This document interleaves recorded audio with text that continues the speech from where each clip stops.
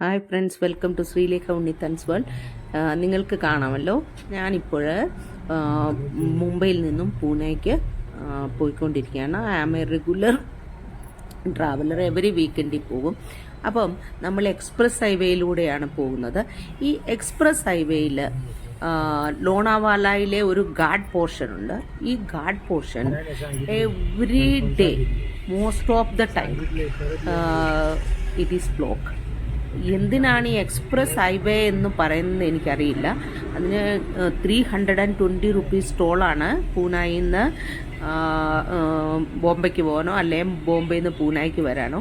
അപ്പോൾ ഇത്രയും ഹെവി ആയിട്ടുള്ള ടോള് കൊടുത്ത് പോകുമ്പോൾ മിക്കവാറും 1-1.5 മണിക്കൂർ ഈ റോഡ് ബ്ലോക്ക് ആയിരിക്കും. ഒരു 3-4 മണിക്കൂർ കൊണ്ട് പൂനായിൽ നിന്ന് മുംബൈയിൽ എത്തേണ്ടത് നമ്മൾ ചിലപ്പോൾ 5-6 മണിക്കൂർ എടുക്കും. Yesterday it was block for some 33 hours.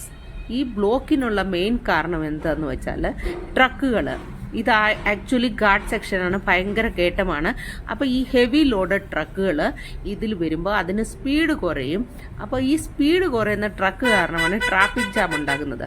Actually express ഹൈവേയിൽ 4 ലെയിൻസ്, 4 ലെയിനാണ്. ഒന്ന് സർവീസ് റോഡാണ്. എക്സ്ട്രീം ലെഫ്റ്റിലുള്ള lane is for heavy vehicle, നടുക്കൂടെ നോർമൽ ഇതിനുള്ളതും റൈറ്റ് സൈഡ് എക്സ്ട്രീം റൈറ്റ് ഉള്ളത് ഓവർടേക്കിങ്ങിന് വേണ്ടിയുമാണ് lane. But these truck drivers know they are coming to second lane or extreme right lane with this heavy load. അപ്പം അവരുടെ speed നാച്ചുറലായിട്ട് കുറഞ്ഞു പോയിട്ട് മുഴുവനും റോഡ് ബ്ലോക്ക് ആകും. ഇതിനെതിരെ ഇതുവരെ അധികാരികൾ ഒന്നും ചെയ്തിട്ടില്ല, പോലീസുകാരൊന്നും ചെയ്തിട്ടില്ല. ഒന്നുകിൽ ഈ ട്രക്കിൻ്റെ ഒരു ടൈമിങ് വെക്കണം. ഹെവി ട്രാഫിക് ഉള്ള ടൈമിൽ ട്രക്ക് പുറത്തു വരാൻ സമ്മതിക്കരുത്. കുറച്ച് 10 മണിയോ അല്ലെങ്കിൽ 11 മണിയോ കഴിഞ്ഞിട്ട് അവർക്കൊരു സമയം വെക്കണം, വെളുപ്പിന് 6 മണി വരെ ഈ ഗാർഡ് സെക്ഷൻ പാസ് ചെയ്യാൻ.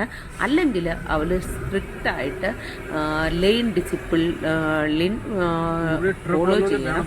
എങ്കിൽ മാത്രമേ ഈ പ്രോബ്ലത്തിനൊരു സൊല്യൂഷൻ ഉള്ളൂ. പക്ഷേ ഈ അധികാരികൾ ഇതുവരെ ഒന്നും ചെയ്യുന്നില്ല. അപ്പം വീഡിയോ ഇഷ്ടപ്പെട്ടെന്ന് കരുതുന്നു.